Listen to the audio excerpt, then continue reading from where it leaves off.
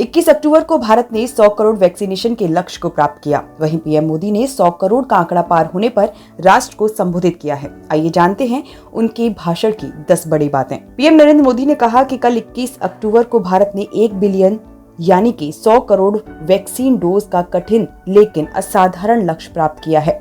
ये सफलता भारत की सफलता है, हर देशवासी की सफलता है। दुनिया के दूसरे बड़े देशों के लिए वैक्सीन पर रिसर्च करना, वैक्सीन खोजना, इसमें दशकों से उनकी एक्सपर्टाइज थी। भारत अधिकतर इन देशों की बनाई वैक्सीन पर ही निर्भर रहता था। आज कई लोग भारत के वैक्सीनेशन प्रोग्राम की तुलना दुनिया के दूसरे देशों से कर रहे हैं।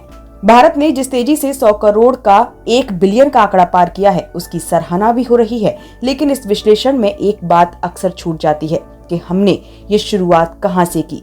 कई सवाल उठाए, लेकिन वैक्सीन की डोज हर सवाल का जवाब दे रही है। जब 100 साल की सबसे बड़ी महामारी आई तो भारत पर सवाल उठने लगे। क्या भारत इस वैश्विक महामारी से लड़ पाएगा?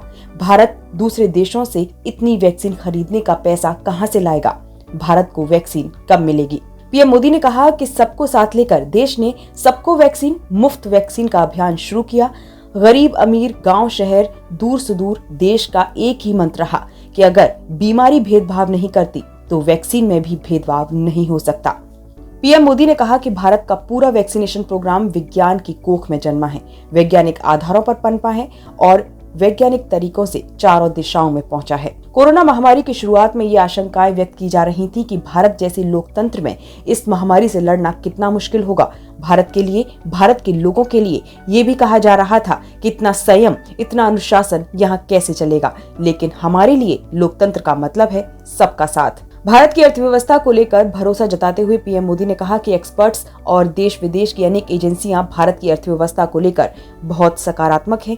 आज भारतीय कंपनियों ने न सिर्फ रिकॉर्ड इन्वेस्ट किया है, बल्कि युवाओं के लिए रोजगार के नए अवसर भी बन रहे हैं। स्टार्टअप्स और रिकॉर्ड इन्वेस्टमेंट के साथ ही रिकॉर्ड स्टार्टअप्स यूनिकॉर्न बन रहे हैं। जैसे स्वच्छ भारत अभियान एक जन आंदोलन है, वैसे ही भारत में बनी चीजें खरीदना, भारतीयों द्वारा बनाई चीजें खरीदना, वोकल फॉर लोकल होना, ये हमें व्यवहार में लाना होगा।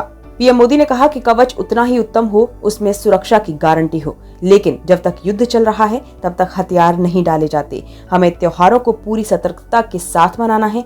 जहां तक मास्क का सवाल है, मेरा इतना ही कहना है कि जैसे हमें जूते पहनकर बाहर जाने की आदत बन गई है, वैसे ही मास्क पहनने की आदत बनाना होगा।